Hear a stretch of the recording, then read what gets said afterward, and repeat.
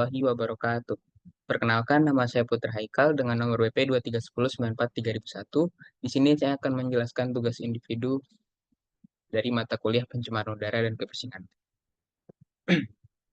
Masuk kita ke materi yang pertama, itu adalah sejarah pencemaran udara. Jadi pencemaran udara ini fasenya dibagi empat. Saya membaginya menjadi empat fase. Yang pertama itu adalah fase era purba. Jadi pencemaran udara sudah terjadi di era purba akibat aktivitas alam seperti letusan gunung berapi, kebakaran hutan, dan lain-lain.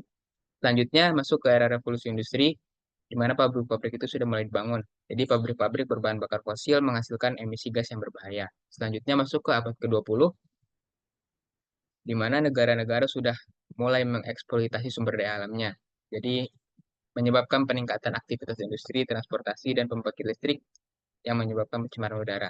Selanjutnya masuk ke era modern, di mana di era modern ini pencemaran udara sudah menjadi isu global yang sangat penting, seperti gas rumah kaca pada polutan karbon dioksida dan metana yang memperkuat efek rumah kaca. Slide selanjutnya masih tentang sejarah pencemaran udara, namun saya di sini memberikan eh, timeline tentang pencemaran udara di dunia. Jadi bermula di abad ke-13, berawal dari pembakaran batu bara sebagai bahan bakar berbagai industri sehingga mengeluarkan asap yang berbahaya sehingga mencemari udara serta membuat kabut tebal di beberapa kota di Eropa. Selanjutnya pada tahun 1945 sampai 1969 itu terjadi pencemaran udara yang mulai meningkat di beberapa kota di Amerika seperti Pittsburgh, Los Angeles, dan Saint Louis. Selanjutnya pada tahun 1952 terjadi peristiwa The Great Smoke di London yang menyebabkan ribuan penduduk meninggal dan sakit. Lalu kemudian memaksa pemerintah mengeluarkan Clean Air Act of 1956 and 1968. Acuan ini melarang emisi black smoke atau gas hitam dan mengeluarkan dekret kepada pelaku-pelaku industri. Selanjutnya, itu ada sumber pencemaran udara. Jadi, pencemaran udara ini bersumber dari dua aktivitas. Yang pertama, aktivitas alam, dan yang kedua, aktivitas manusia. Contoh yang pertama, aktivitas alam adalah letusan gunung berapi yang mengeluarkan abu vulkanik. Selanjutnya, aktivitas alam kedua itu adalah kebakaran hutan.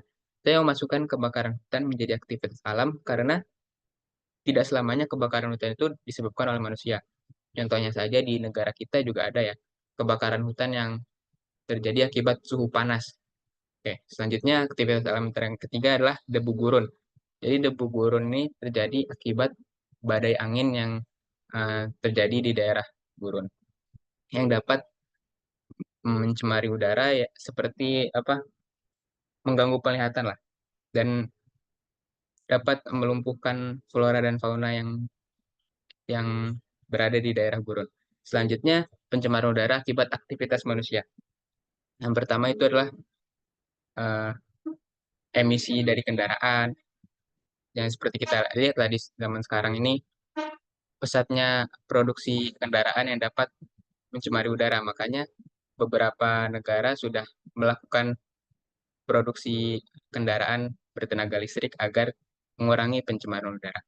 Selanjutnya ada industri dan produksi energi.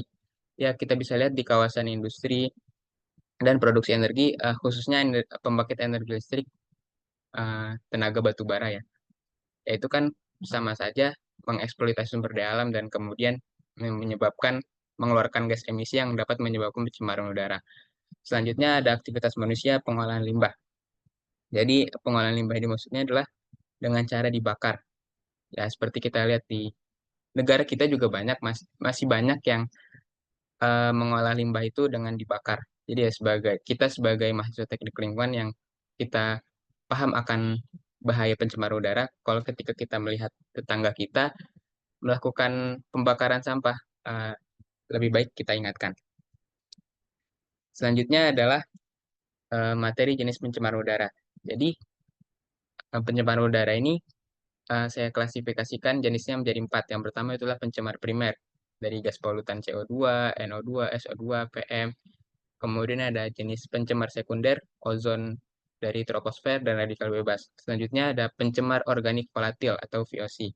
Nah, ini terdapat pada bahan kimia seperti pestisida, pembakaran biomasa, dan aktivitas industri. Selanjutnya ada pencemar cairan gas yang terdapat pada CFC, klorofluorokarbon, dapat memperlepah lapisan. Bisa kita temui pada pendingin ruangan dan lemari es. Selanjutnya dampak pencemaran udara. Jadi dampak pencemaran udara ini terbagi tiga. Yang pertama dampak kesehatan seperti gangguan pernapasan, dampak lingkungan yang dapat melumpuhkan flora dan fauna atau sekedar dampak lingkungan ini juga termasuk eh, ketika pencemaran udara ini apa ya mengaruhi estetika teman-teman. Selanjutnya itu adalah dampak ekonomi. Ketika produktivitas kita bekerja itu menurun atau produktivitas pertanian menurun, itu akan berdampak kepada menaiknya harga pangan. Itu kan jadi mempengaruhi ekonomi. Jadi itulah dampak pencemaran udara. Selanjutnya, regulasi pencemaran udara di Indonesia. Terdapat banyak peraturan yang meregulasi pencemaran udara di Indonesia. Yang contoh yang pertama itu adalah UU Nomor 32 Tahun 2009 tentang perlindungan dan pengelolaan lingkungan hidup. Selanjutnya ada PP Nomor 41 Tahun 1999 tentang pengendalian pencemaran udara. PP Nomor 22 Tahun 2013 tentang perubahan atas PP Nomor 41 Tahun 1999. Selanjutnya ada Peraturan Menteri Lingkungan Hidup tentang standar baku mutu kualitas udara. Masih ada lagi itu Peraturan Menteri Lingkungan Hidup tentang tata cara penyelenggaraan pemantauan kualitas udara. Kemudian ada keputusan Kementerian Lingkungan Hidup tentang pedoman penyusunan rencana pengelolaan kualitas udara. Ada keputusan Kementerian Lingkungan Hidup tentang pedoman penyusunan program pengendalian pencemaran udara. Jadi menurut saya di negara kita di Indonesia ini sudah cukup regulasinya juga ada. Jadi bagi pemilik-pemilik kawasan industri itu lebih memperhatikan atau mentaati aturan yang atau regulasi yang sudah diberikan pemerintah sehingga pencemaran udara di Indonesia ini bisa terkendali.